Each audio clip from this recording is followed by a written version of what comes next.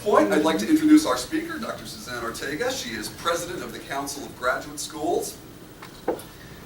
She was for many years a faculty member at the University of Nebraska before moving into a series of senior leadership positions. She was vice provost and graduate dean at both the University of Missouri-Columbia and the University of Washington. She served as executive vice president and provost of the University of New Mexico before moving into the position that she held previously to moving over to the Council of Graduate Schools as senior vice president for academic affairs for the University of North Carolina system, which I understand is something like 17 campuses. So that is a lot of faculty to try to get to agree on anything. And no doubt excellent preparation for her current post as president of the Council of Graduate Schools, which is the professional organizational body for graduate deans and other administrators of graduate programs. While she was at UNC, she was part of the Commission on Pathways Through Graduate School and Into Careers, which resulted in a publication of the same name that came out jointly from the Council of Graduate Schools and ETS, Educational Testing Service. And kind of provide, to a significant degree, I think, provides the agenda for a lot of the current work from the Council of Graduate Schools, which I would surmise you're about to hear at least a little bit about. But let's find out. Please join me in extending a warm FPP welcome for Dr. Suzanne Ortega.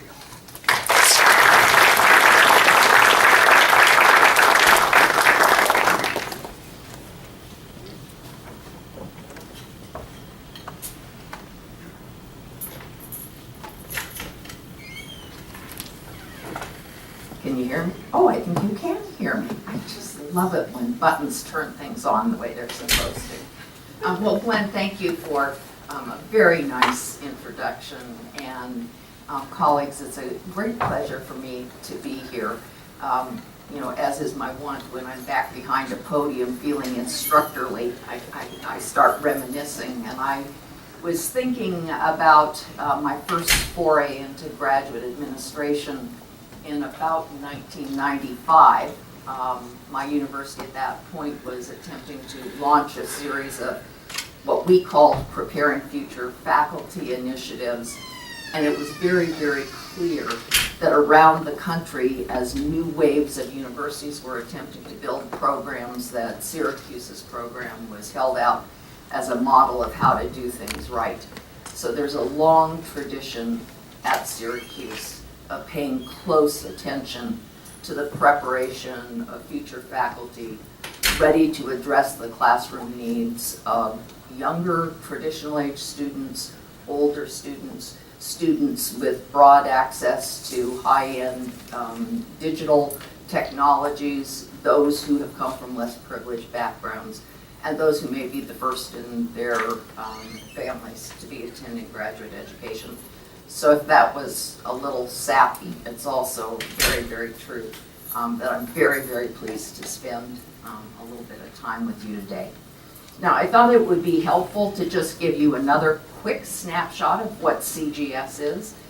When I talk about CGS, my short answer is that we are the only national organization of higher education that's focused entirely on advocating for and promoting best practices in graduate education for both master's and doctoral students.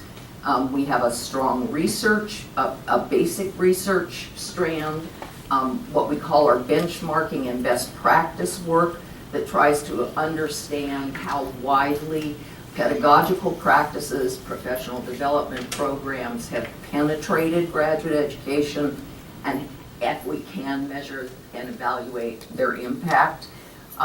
We also spend a fair amount of time on Capitol Hill, trying to make sure that policies that would be detrimental to graduate education, if we can, at least are mitigated if we can't get them off the plate altogether. When I talk about we and our graduate dean stakeholders, that's 500 major US and Canadian universities. In fact, every large doctoral research university in the country, and I believe in Canada, are our members. But we're also really proud of our 25 affiliate members who come from around the world and also bring a wealth of experience, a variety of new cultural perspectives and ways of thinking about the Academy. So here's what I'm hoping, really and truly, we can talk about today.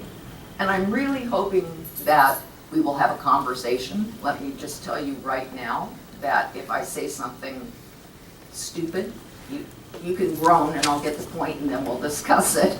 Or if you say something you're curious about, just raise your hand and we'll stop and discuss it.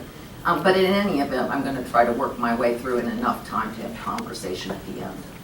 So what do I really want you to think about today? I want you to think about the fact that the world is changing and it's changing rapidly, and that those changes have profound implications, not only for first jobs, but for the careers that each and every one of you will be having. I'd like to spend a little bit of time parsing the underlying forces and trends that are driving career change, because I think if you understand what the external factors and internal factors are that are changing the meaning of work and the contexts of work, you have a better sense of understanding the skills, the attitudes, and I'll just leave it, skills and attitudes that prepare you for the shifting careers. And finally, I want us to spend a little bit of time, me helping you understand from the national perspective how universities are responding to this understanding of shifting career. But I also want to spend a little bit of time thinking about how you too should be responding and preparing for this shifting career environment. So, the world is changing. It has implications for careers. It certainly has implications for careers in the academy. I'm going to share a couple of factors that you probably know, but perhaps don't know the full details.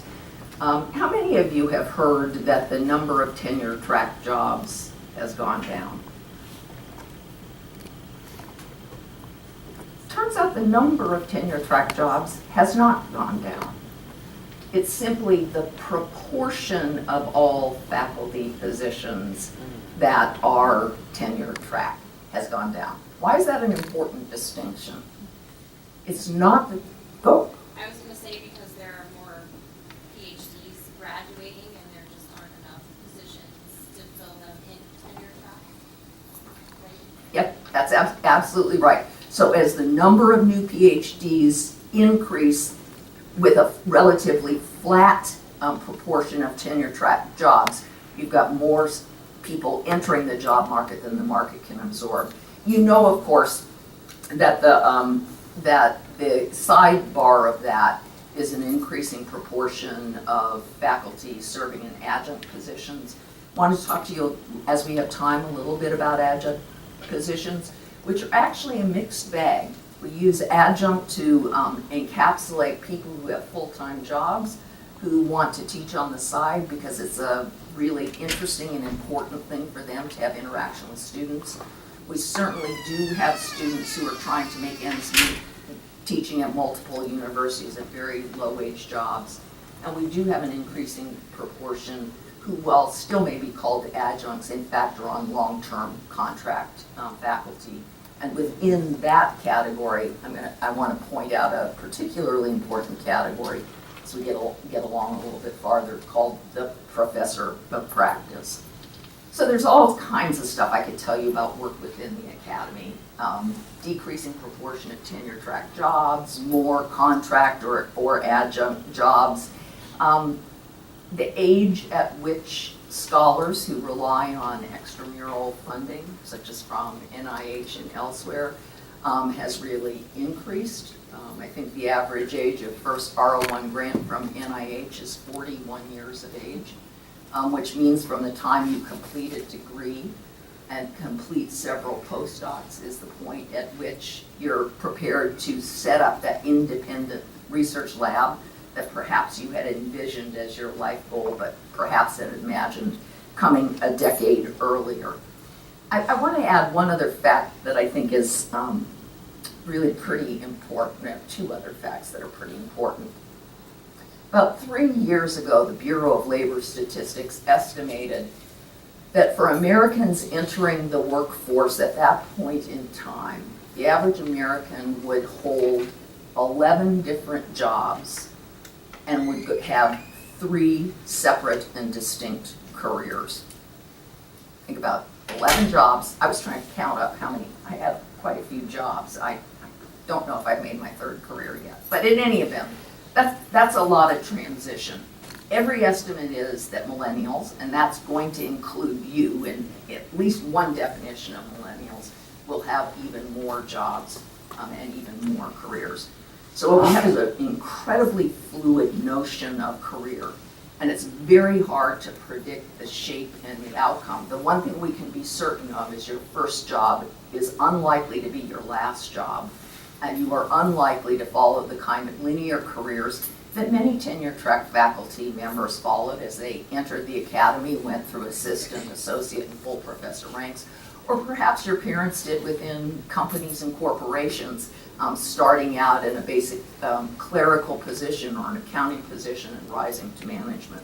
So that whole notion of the relationship between employer and work and employee is changing.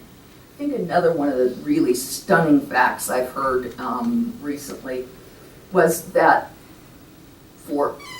as freshmen entered university campuses this fall, so maybe the folks you're teaching, freshmen enter the campus this fall, only 40% of the jobs they will hold currently exist. You think about that as your responsibility as teachers, not just as being mentees in a graduate program, but your responsibility as classroom teachers, trying to help understand what are the basic core insights of the course you teach that will be relevant to a world that you're not certain about, and most assuredly kids you're teaching are not sure about either. Well, I think within the academy, there are huge changes. As I've mentioned, outside the academy, there are huge changes in the nature and the structure of work. And in total, there are changes in both. I think one thing that isn't captured directly in what I said to you is what I take to be one of the most interesting and opportunities of these changing careers. And that is that the boundaries between academic, business, or private sector, governmental, and nonprofit sectors of the economy are blurring. Let me just give you a long-standing example and ask you to hold it in the back of your mind as you think about its implications. For years, in engineering, in business, and in journalism, those are 3 I happen to know very well, there has been a faculty position called a faculty of practice.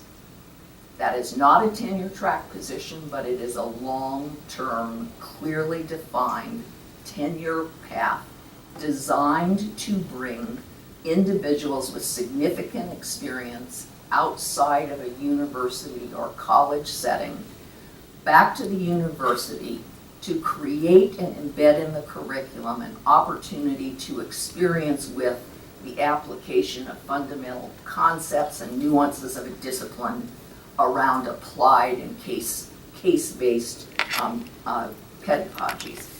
It's an opportunity to bring experience in business into connection with internship opportunities and externship opportunities.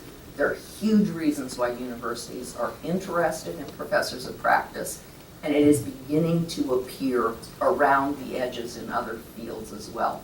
So I want you to take that as one possible example. Many years ago, as I talked to my, well, just leave that there, it was more than 25. Many years ago, as I talked to my graduate advisor, who, by the way, recommended and suggested that I go to the NIH and think about doing basic health services research at NIH. When I came back and said I thought I would take the job, which he had suggested I take, he had this sort of disappointed look on his face. And he said, Suzanne, that's a great job. He said, but if you think you have any interest in ever being a faculty member, you should start with the faculty job first. And I did. But what I want you to know is that 20 years later, as my students were going out the door, they were going out the door to do work in health research, health surveys, health education. They were working in health policy analyses, and they almost always came back for periods in time to serve as faculty members. They could do so because they brought a link to real practical applied in-place examples. So again, I want you to really hold tight, because if there's one really powerful lesson I hope you will take away from this talk, is that careers simply aren't linear and they're not binary anymore. Once upon a time we thought we made a choice. I think I'll be a faculty member. I think what I want to pursue and prepare for is a career in business or industry. And those lines are blurring. And our real challenge, as we're introspective about what we're learning, and as our mentors work with us to identify the multiple ways skills are accruing work, we really need to think about those things that transcend categories and way to express their relevance in a variety of work settings. So, reasons why are career changing? This is a little, this isn't crystal ball. Some of these, I might get to crystal ball, but these aren't crystal ball. One of the fundamental drivers in the change of career is technology. And if you think for one moment about the multiple ways that technology change the nature and conditions of work, you'll come up with 5 or 10 in a minute, and I certainly won't exhaust them. For those who are imagining some role as an instructor or an instructional capacity, it's immediately clear that technology has created new opportunities to create personalized learning spaces, personalized pedagogies that support students from different backgrounds. The capacity for machine learning and to use that in the development of highly sophisticated support systems for students as they master the foundational elements of a particular skill and bring them back to a classroom to have a faculty mentor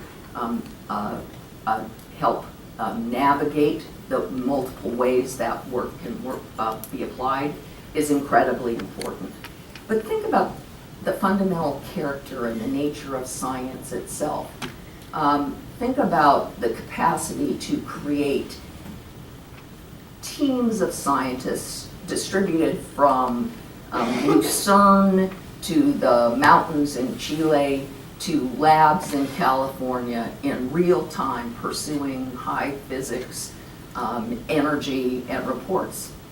We know one of the results is that we get peer-reviewed papers with 138 hours. So the size of science is changing, and the number of people we need to collaborate with. We could push on any one of these to think about, what does that mean for me? What do I need to do to work in this environment? But I just want to make the point that these changes are really, even something you think of as teamwork, like I'm going to get my little group of 5 fellow students together in a study hall and we're going to do something together, becomes much more complicated when it can become much stronger when it's technology mediated. I haven't read it yet, I just picked up a very, very interesting book. Well, at least the title's interesting. More on this later. And the title is called Robot-Proof Education. Now, I'm not particularly worried about human beings being overtaken by robots and made redundant. I don't know what we'd be doing, eating cheese and crackers and glued to soap operas. I'm not worried about that particular scenario of human beings becoming obsolescent. What I do think we really have to be really mindful of is the fact that any job which is a process and can be turned into a process will in point of fact through artificial intelligence and robots be a disappearing job. Some business school deans have been told that within 5 years, businesses will not be hiring accountants anymore. It's the future. I mean, it's a crystal ball. We don't know how accurately that will portray, but we do know that that technology, again, it both enables us and provides a context for us to think about work. And I'm going to leave you on this topic with the most stunning thing. I mean, really stunning. I might start drooling, and I don't know, have a fit if I think about this too long. But I was at a seminar where the folks who were working on the next generation of speed, computer speed, the process of moving from 4G to 5G, we're talking. Best estimates are we will go from 4G to 5G between 2022 and 2025. But when 5G is fully in place, the amount of data available will double every 12 hours.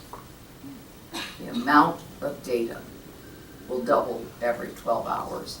I want to suggest to you that technology will profoundly shape the way we think, the way we approach problems. It will require a different set of analytic skills, and there are huge things about work that we need to anticipate and understand.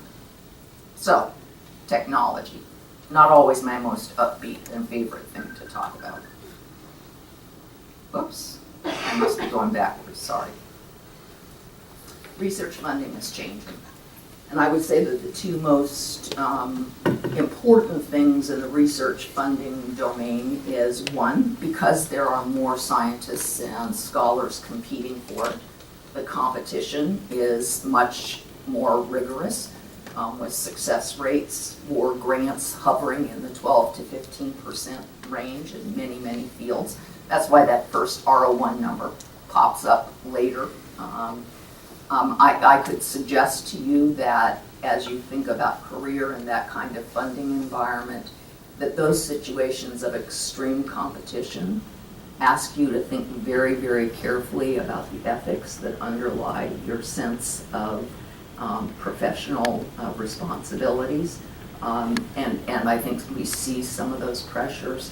But there's an even more important, I think, change in the way funding is delivered that impacts all of us. And that is that an increasing part of federal money dedicated to research comes from what I will call the mission-based agencies. It comes from NIH, it comes from Energy, it comes from Department of Defense. And much less research comes out of the basic discipline-based funding agencies like NIH, like NSF. What does it mean to say that we have to organize our research around a particular problem to be solved, a complex problem to be solved, and what are the implications for the kinds of preparation we need for those careers? Well, we could talk about this at 2 all afternoon. It certainly requires a more interdisciplinary perspective to be able to operate in that environment.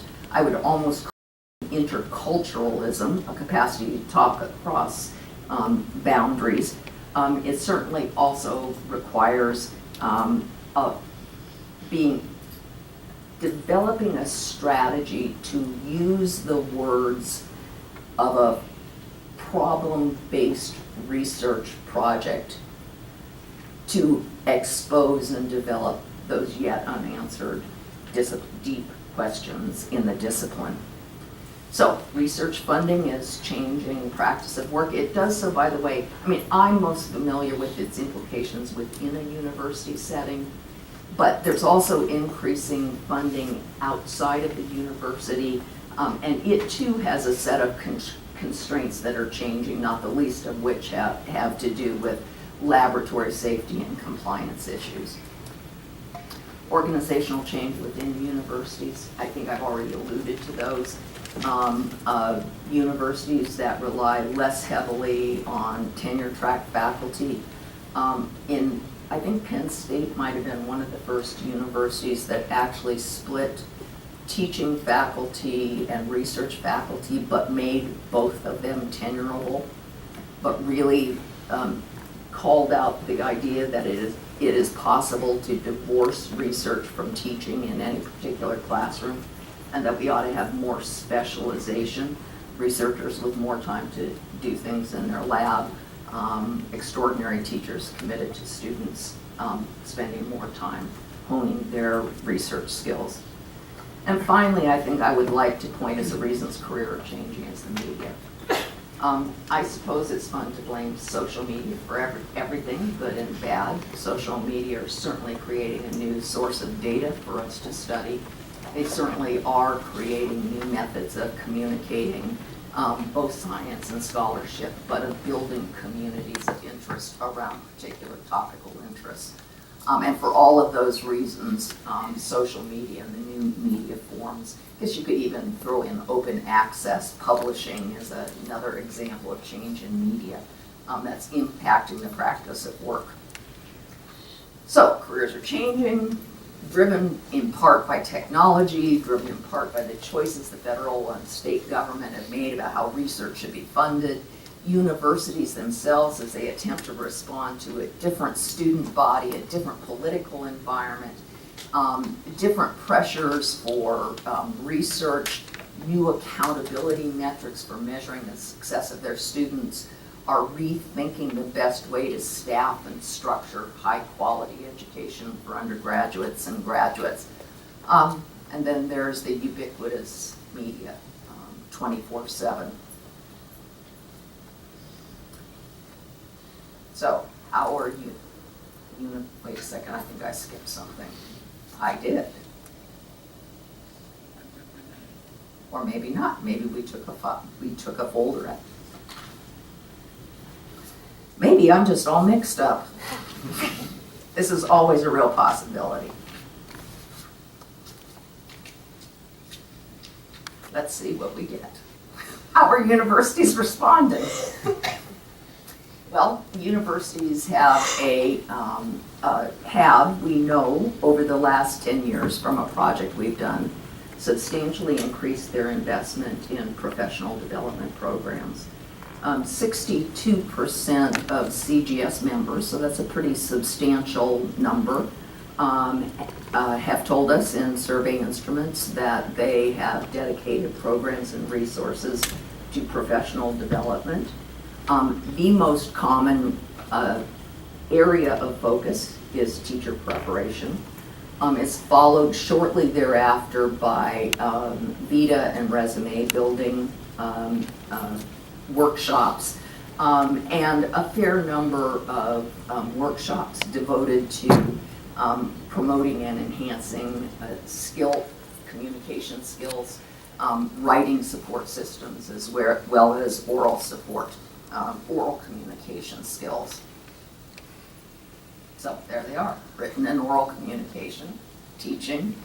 Professional networking is a hugely important part of many programs. Sometimes it's done through helping students attend their own disciplinary associations, and with the help of mentors, I hope, being introduced to folks who could be critical and helpful in their future careers. There's where I was hoping to be. So, we know what universities are doing. What is the road ahead? Well, it would help if I had full confidence that my crystal ball was not murky at all, that it was completely clear and predictable. But I do feel pretty comfortable about suggesting that there are some specific implications for you if any part of any of the changes I've suggested were to come to pass. I want to start out by saying each and every one of you are already doing the right thing. We know without a doubt I mean, you can sometimes get caught up in various quarrels of numbers and sources about the return on investment for graduate education. But from a variety of sources, we know that unemployment rates are lower, pay is higher, the proportion of PhD recipients in the workforce who say their work provides them an opportunity to learn something new every day, and the proportion who say they believe that their work and their lives contribute to a greater good is substantially higher than those with lower levels. So whether you take the more tactical approach of I need to be able to support a standard of living, to support my family and perhaps my extended kin, and when you add on to that the opportunity to also find deep personal meaning in the work we do, that sounds like a pretty darn good investment to me. But it's really important that along the pathway you consider a full range of career options. I want to skip to this cartoon because I find this particularly telling. We all need plans. We need to consider the full range of career options, and we need plans to get there. And you know, in a world of 3 distinct careers, who knows? I think I'm going for concert cellist, not rock star. So you are doing the right thing. You do need to consider the full range of career options and think of yourselves as leading that change, not lagging it. Let me give you 3 really powerful, at least they were for me, human interest stories. A woman by the name of Genevieve Bell gave a plenary talk at CGS a couple years ago. Genevieve had completed her cultural anthropology degree at Stanford University, had spent about 4 or 5 years at Stanford, had 1 book published, appeared to be on her way to a scholarly career when the CEO of Intel started plaguing her. The guy called her and said, "I've heard you're one of the smartest people around. You really should come to work for us." She said, "I don't know what you're talking about. I'm doing my thing." He kept calling her and said, "I think you're one of the smartest people around. I don't know exactly what I want you to do, but I know you have something to bring to this organization." Well, simply what she brought to the organization was a complete rethinking about the product design process for new Intel products. Her fundamental observation was that for the future, products need to be designed with the end consumer in mind and changes in lifestyle and preferences, notwithstanding what scientists at the bench think is a really cool product, and then getting your marketing people on board to go out and try to sell it. An opportunity to take skills, to take insights, to take the contradictions that you see from your own discipline and apply them in settings that are willing, actually, to consider them. I know this is out of order. I know I'm probably going to say it again, but I think the most important thing we learned from a whole host of employer interviews we did about 1.5 years ago was that employers overwhelmingly said, and I think this is an accurate quote, we'll blame the corporate guys. We're guys. It's not too elegant. They said, whatever you do not screw up the PhD. We hire PhDs because of their capacity to expose interesting paradoxes and see interesting problems that are worth pursuing. There's lots of other things they'll need to be successful in management ranks, good communication skills, good team skills, but the fundamental value of doctoral education is this capacity to understand paradox, to identify it, and to resolve towards, to make some resolution towards resolving it. So there's a powerful, powerful lesson there, and I think that's exactly what Genevieve Bell did. I was really surprised when I was at the University of Washington that for 2 years in a row we had a small, a classic linguist program, not a classics program, but just a regular linguistics program. The major employer for 2 years in a row of PhDs in this rather traditional linguistics training was Microsoft. They were dying to have people who understand the deep structure of language, human language, and to understand how that understanding might be turned into new models of developing machine programmable language or of developing new kinds of interfaces for language. Did they think they were being trained to help machines talk better or communicate better? No, but they had the wisdom and the skills to understand how you could use an approach, a nuanced approach, and apply it in a different setting. And I would be remiss if I didn't mention Maureen McCarthy, my very dear Emory English PhD, who is now an assistant best practice director at the Council of Graduate Schools. Maureen, after writing, I'm sure, a beautiful novel, not a novel, a beautiful thesis on Victorian literature, found that in point of fact, her real interest was in understanding how those kinds of studies could inform approaches to other larger problems and what the relevance of those kinds of very specific disciplinary focused initiatives could be in a variety of careers. So I want to highlight for you the importance of internships, paid, if at all possible. They are doable, and as a sort of a prod to any faculty and administrators who are here, the capacity to set up some kind of even 3-month summer internship project is one of the most helpful things a university can do for their students. Well, there's a whole bunch of resources that are already available to you. And those resources, I'm going to call by name, and if you need me to give you URLs, I can do that later. One of the most widely used tools right now is something called the AAAS IDP, which is Individual Development Plan. It's available free and it's available online. I actually got quite curious and I thought, what if I screwed up? What if I was supposed to be something else? What am I going to do now? So I actually went online and found the instrument extremely interesting.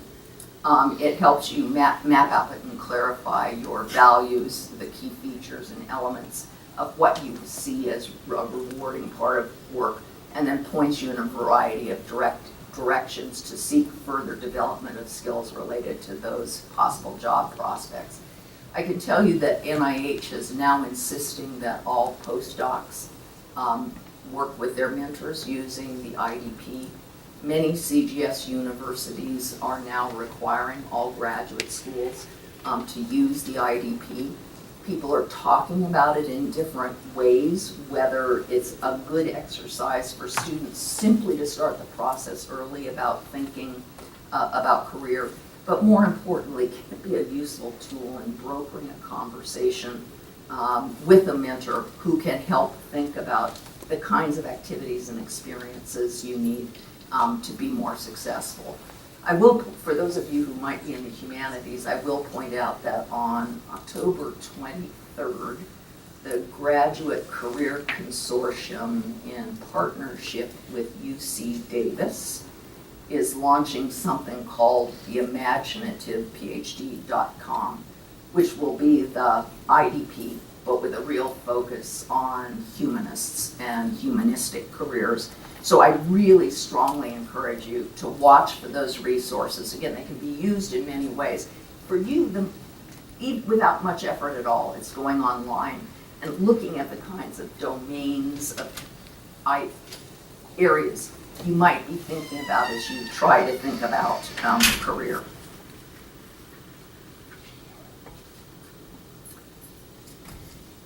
So, oops, I've got too many things up here. So I'm going to skip to this cartoon. I hope you can read it. They're fun. I personally think.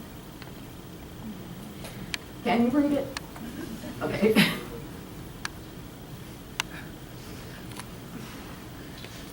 So the moral of the story is, in career exploration, you really need to begin early, thinking about how you might approach professional development and preparing for your next step postgraduate school.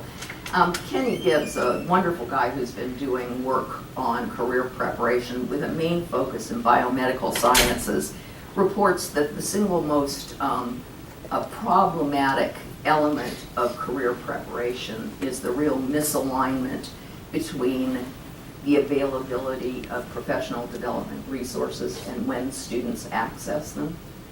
Students frequently don't even start worrying about career until they really see their dissertation winding down. They can sort of see it actually is going to happen. And that frankly is too late. It's too late if you had intended to really map a career strategy, a faculty career strategy, targeting certain kinds of institutions that you thought would be particularly appealing to you and where your skill sets would be particularly helpful. It's too late if you're really pretty much by now convinced that one dissertation was all you ever want to write, and you might be happy to write popular science magazines, but you don't think you want to do another one of these tomes. It's too late then. The single best advice is start as early as you can. I also want to really make clear that, again, that when you think about the skills you need, think about them broadly. You do not need to make a choice. I want to be a faculty member, therefore I'll do X. Or I think I don't want to be a faculty member, therefore I'll do next. I mean, consider for just one moment the transferability of good teaching skills. Imagine the difference as you teach a class of freshmen who are trying to meet some kind of distribution requirement, who have no interest whatsoever in the topic of the class you're teaching, and in my field probably would have come to the table thinking, gosh, I know chemistry is going to be a bear and English is going to be a lot of writing, but how in the heck hard can sociology be? One group of students, right, with one set of interests, whose interests you simply have to find a way to engage and activate. Quite different, isn't it, than the teaching skills and structure of conversation in an upper level class of a major, an elective selected in a major. The language changes, right? The precision of the conversation, the focus of the conversation differs. And if you really think about how that applies in the larger world, that analogy between trying to engage those who are only marginally interested in seeing the significance and the relevance of what you have to say could apply in any kind of setting in which you're seeking either support of resources or personal support for a project you will be pursuing. And I would make the same case that it would be analogous to the skills you would use to help a neighbor who really loves you and will believe anything you say, really appreciate the deep significance, not only for herself, but her family. Transferable skills. How many of you know what a 3-minute thesis is, or have heard of 3-minute thesis competitions? I would really strongly urge the Syracuse community to, if you haven't already, to really try to launch and expand a 3-minute thesis competition. But if you all haven't participated, do. You can learn a great deal about how to hone that pitch. And frankly, as we work with our project officers and we try to get money, the same skills you use in building commitment and interest in an idea are the ideas that come when you figured out the hook. What's the human interest story that gets somebody's attention, that changes their hearts and helps them respond with resources? I can't overstate that. So what other skills? What other skills do you and have you developed? Well, again, our employers say critical analysis, although they begin with problem identification. I really want you to think about this. I've often thought perhaps the distinction between PhD education and master's education is that at the master's level, students have developed a very sophisticated set of tools to answer questions they have been given or that have been posed. Now, doctoral students have those skills as well, but above and beyond that, they bring with them a keen sense of insight about what kind of question could advance the discipline or could lead to a new product. Where is the area where competing ideologies or competing facts suggest the possibility for new conceptual breakthroughs? So analysis, problems, identification, and analysis, I would say, are the two biggest skills that have immense applicability across both academic and non-academic careers. Well, most of you will, at some point or another, have an opportunity to write a grant. It might be a small grant to the graduate school, maybe for conference travel. I would heartily suggest that within departments or elsewhere, if you don't have an opportunity to really try your hand at writing a grant from scratch, really ask your mentors to get deeply involved in the grant writing process. What's, I think, most important about that process is you learn several things. One is you learn how to read what it is a grantor actually wants to fund. Sometimes it's not easy to find what they really want to fund. Just reading those RFPs will help. And then asking yourself, if this were my project and I were starting from scratch, what would be the questions I want to know? And how in the world would I begin collecting the data, arraying the data to answer them? The grant writing experience, whether successful or not, the first time around is a very, very powerful tool for advancing career. And believe me, whether you're in business or any place else, you are going to be making pitches for money in almost any job I can imagine. You're going to be asking somebody to believe something in the importance of something that you value enough that he or she will invest in advancing that process. So it took me years to realize. My brother was a salesman. He did door-to-door vacuum cleaner sales, and I said, never do that job, never. He said, oh, Suzanne, if you believe in the product you sell, it's easy.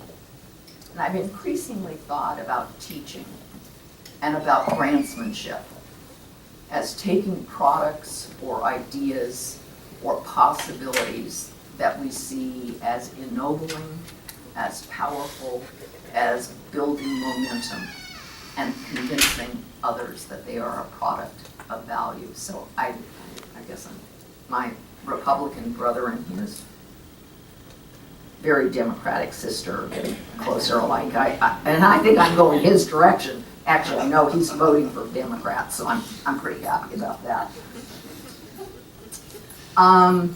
Next. Oops, we've done that. So, bottom line is you should know what you know. Here would be some simple takeaways. You should be able to understand and be able to talk about what you know and can do, not only to your peers in your discipline, but to the broader population. You know, in sociolinguistics, there is this notion of back translation. It's It's the idea that once you translate a document, to really see how well you've done it, you have to translate it back into its native language and see if people understood that you had captured what they meant. I think it's a real challenge in our graduate programs. It might be more than just an intellectual exercise for each of you as you begin your dissertation writing and your scholarly careers, or as you listen to yourself talk to your students, to ask, now I'm using all these words that my colleagues recognize. I can use them with nuance and precision. Can I back translate them into language that is honest and true but is accessible to those who have not yet reached the same point of nuance and conception that I have? So I often think of the back translation metaphor. This can happen in seminars. It can happen if you're kind of brutal at some journal club. Ask somebody to do a back translation exercise and see how well he or she can do, and then be willing to have somebody ask you the same question. I think it is secondarily that you really need a deep understanding of the concepts and tools of your discipline. And I hate to say this, but some of this is deep in the philosophy of science and in the history of your discipline. We don't really have an understanding of whose help we need in solving big, hairy, thorny problems if we don't even know what the blinders are that we carry with us from our discipline. Let me just give you a quick example. I'm a sociologist. Sociology developed at the end of the French Revolution, when the whole entire world, structure and order seemed to be falling apart. And there was a huge attempt to understand what were the social mechanisms that made social order possible. Nobody gave a hoot about change. We weren't trying to figure out what makes change possible. We were trying to stabilize society. And as a result, I firmly believe that sociology as a discipline has much more powerful tools for identifying barriers to change and the structures that support the status quo than they have to say about the mechanisms that promote social change. We do have something to say, and we're getting better, but that is not as strong a suit.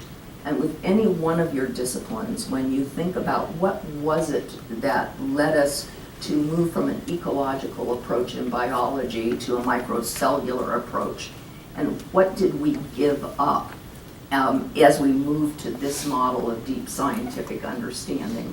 We understand both the limits of our discipline, but I would argue equally importantly, it points us to the kind of expertise and the kinds of people we need to work with moving forward. So, we're getting close to the end. Graduate education really does prepare you for a full and rewarding career, not just a series of jobs. I think I've already given you some of these figures. Unemployment rates are far, far lower than they are for those at bachelor's or high school level. Salary earnings, lifetime earnings are much higher than they are for those. And these are all aggregated, and we know there's variation, but in general, salary and earnings are much higher. For me, the icing on the cake, I suppose, is the fact that for most of us, as we enter our careers, we will approach our careers as a part of who we are, not just something we do and put down at the end of the day. And if that something we do is something that gives our life meaning, and that makes us feel that we are contributing to the better good and to better lives, then I think that perhaps is the greatest gift of all. So a couple of pieces of advice. It's free, so I always say advice is exactly what you pay for. So this advice is free. And this is advice to faculty and to faculty mentors. We really are doing a good job in graduate education, but we could do better. We can be better at making implicit expectations of graduate school explicit and about initiating, not just responding to conversations about the changing career landscape. Education simply needs to be more purposeful. We are working on a project at CGS that I think has great promise to really give us data that accurately documents the career pathways of alums across science and humanity fields at 5, 8, and 15 years out. It will also give us a good look at changing career aspirations of graduate students as they progress through graduate school. And it will help graduate mentors and graduate programs and graduate deans align professional development offerings and opportunities with skill sets those farther in their careers say they really need to be successful, but also should be preparing and providing to students. So stay tuned. I think it is in the field almost as we speak, with the first wave being alumni survey this fall. I expect within 18 months we should have a first round of data that's pretty clean and may give us a first really positive look at the nature and quality and extent of both academic work and non-academic careers.